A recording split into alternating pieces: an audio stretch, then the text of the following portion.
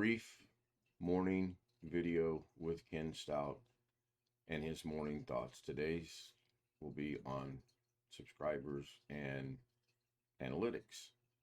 I'm doing this as to see if I can see the taskbar down here at the bottom a little bit better.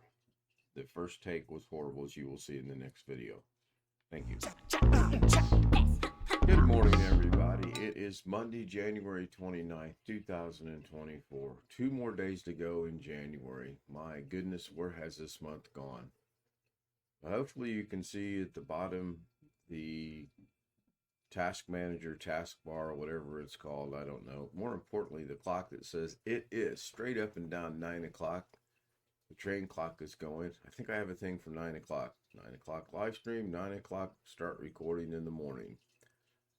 Today I'm going to cover a subject that is interesting to me, maybe a few other people as well. And I need to turn my icons off. I thought I did that a while ago because I don't need them. Don't really probably need myself and my granddaughter and the little fun we were poking at a couple of people, us, me. Let's get right into this. So recently I did a Google search, and that Google search was simply, why do I lose subscribers? I typed in there, why do I lose subscribers on my YouTube channel?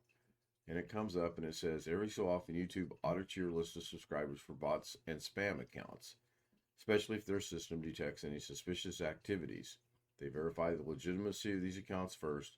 Once it's confirmed they're illicit users, they remove them from your subscriber list and the platform altogether. Okay, that makes sense. I get it. And then there's just a plethora of, like that, I used a big word, plethora. There is just a huge plethora, large, whatever you want to use to describe it.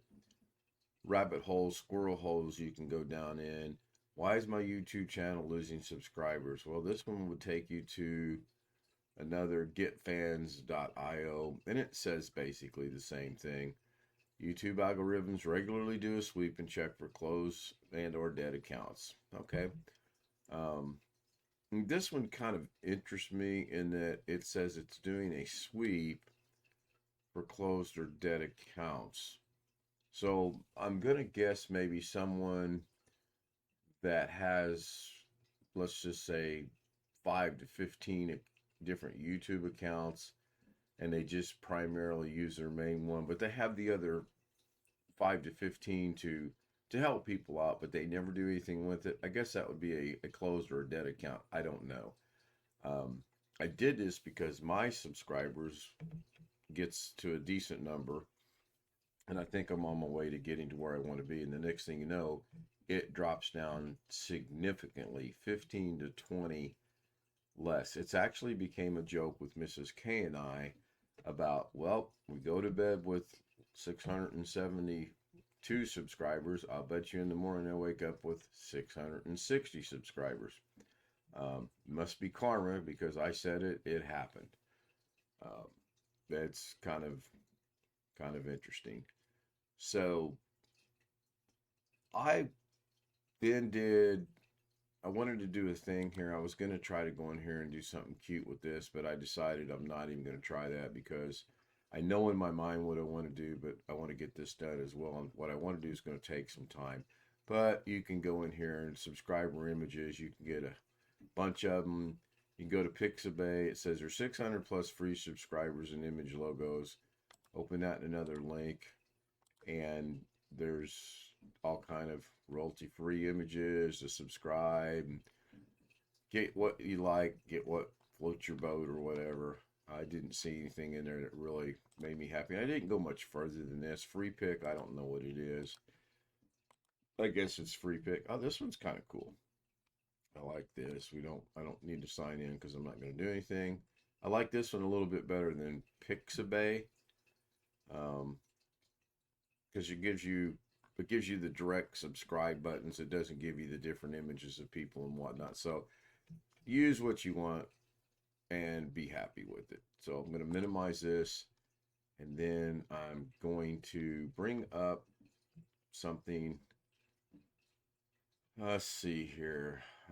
No clue where this is going to happen at. So I'm going to bring up this PC. Of course, it comes up on another monitor, and that's fine. Just had something. That's not what I want. Actually, it is what I want, but I'm going to include that in the, well, maybe I'll include that here. So I have a link right here. And this, I didn't practice this. You guys know me. I don't practice anything. I can't paste that in there. That's interesting. So let's just bring over the notepad. I have a link that I'll put in the description. And this is a link to where some of these came from, some of this information. Basically, it's the same thing. Every so often, they check this, that, the other. They do this. That's cool. I get it. And then I want to go to find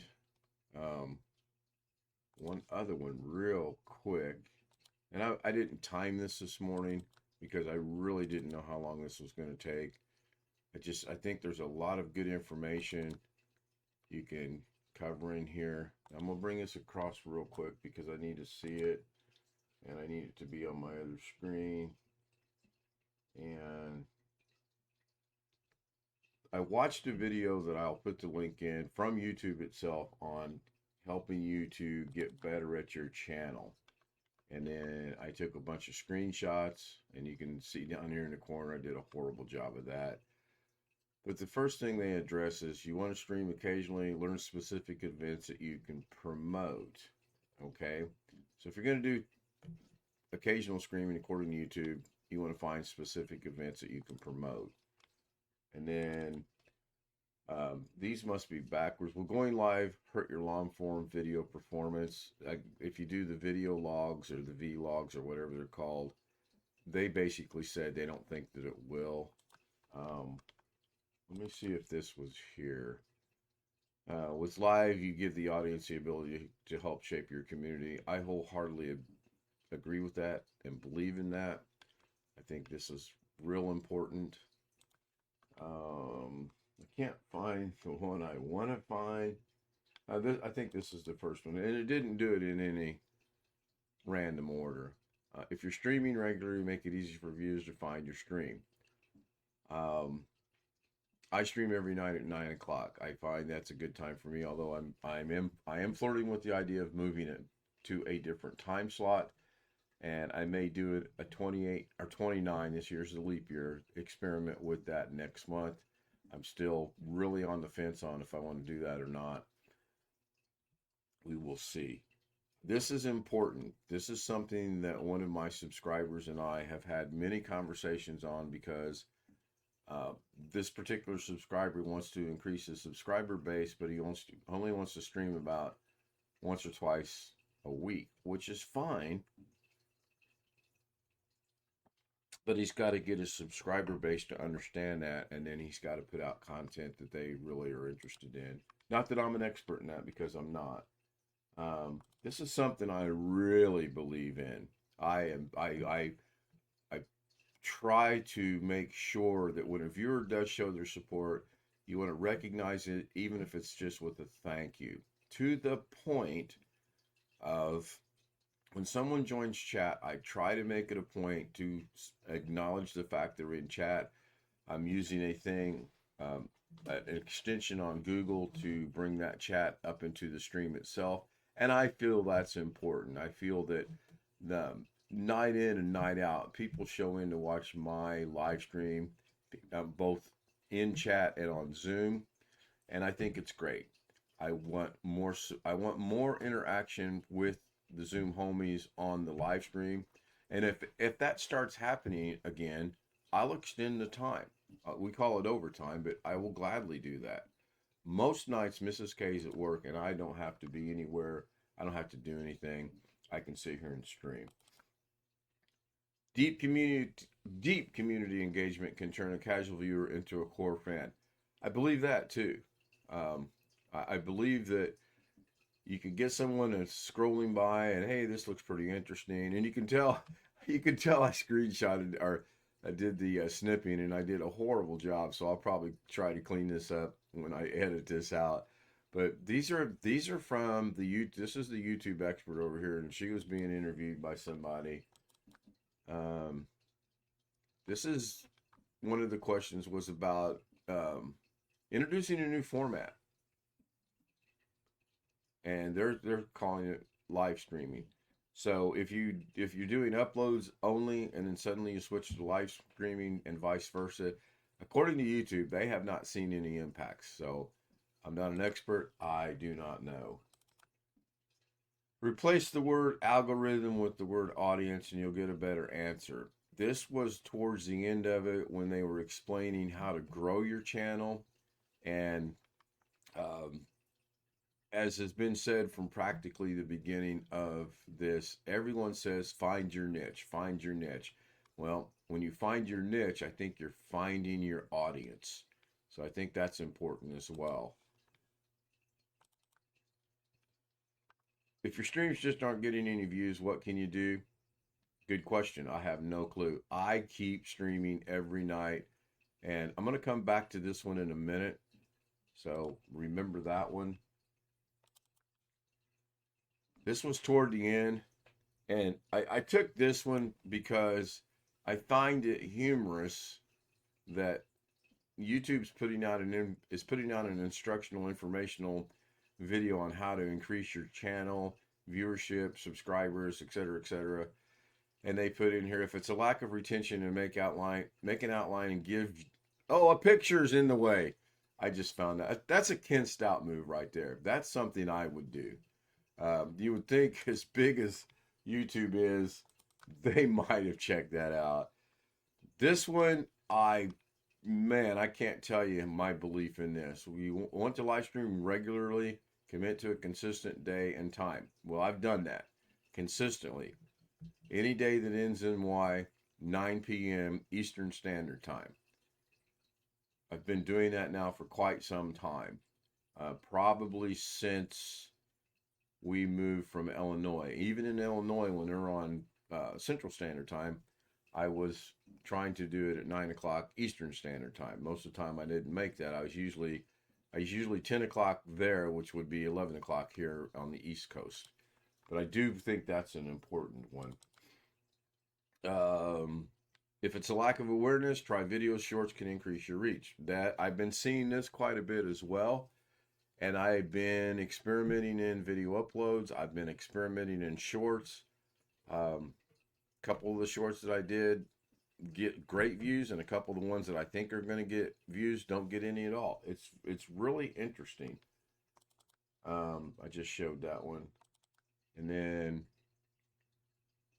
with the live, you want to give the audience the ability to help shape the community. Again, I would like more interaction with the Zoom homies. I would like more people on Zoom. I would like to go longer hour. I would say maybe hour 15 is probably about max. People lose interest. My analytics show I get about a 15-minute watch time for most of the videos, which at a half hour, that's half the show. So that's pretty good. Can't really complain about that at all. Again, I want to bring this back across and throw it over here. And then I'm going to bring up or bring over this one. This is the analytics right after the show ended on the 27th. So this would have been Saturday night. And it says Saturday Night Cooking with Ghetto, poking fun at our good friend out of Monroeville, Pennsylvania. Had 37 views, 18 peak concurrent, or it peaked out at 18. Average watch time this night was 23 minutes, and I went an hour. And this is good. I think these are good, solid, steady numbers. And then we come over here to last night's show, and we have 28, 13, 11. Again, about pretty close to, that's 1/3 of 33 for 5 hours. So not as good as numbers.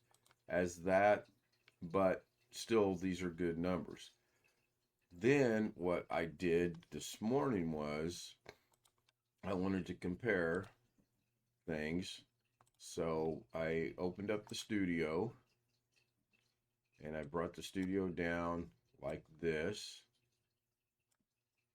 Finally got off that 666 number. And then I'm going to bring this one down and do basically the same thing. We're gonna do a side-by-side comparison as I figure out where it's at. And oh, this is fun. Maybe I should do it this way. Yeah, let's do it this way. Much better. So I'm going to try the Doug Betts method of Microsoft button, arrow, and then I want this one to be on the other side so that we can look at the content right here. We can go to live right here, and there's no we, it's just me. And then maybe I've got to slide this over just a little bit to get the numbers. So I need to see the numbers. I want to show you the numbers. So there they are, 42 views. So this was last night.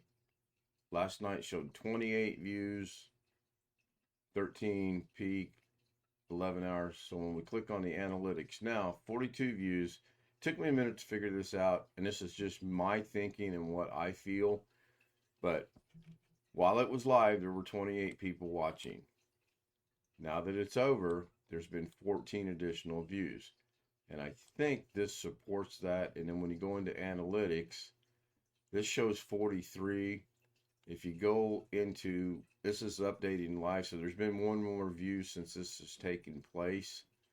The average, or the watch hours, has gone up a little bit as well. So I think this is good. I think things are moving in the right direction. I'm going to keep doing what I do. I do want to start back and get more involved with Daily Da Vinci's.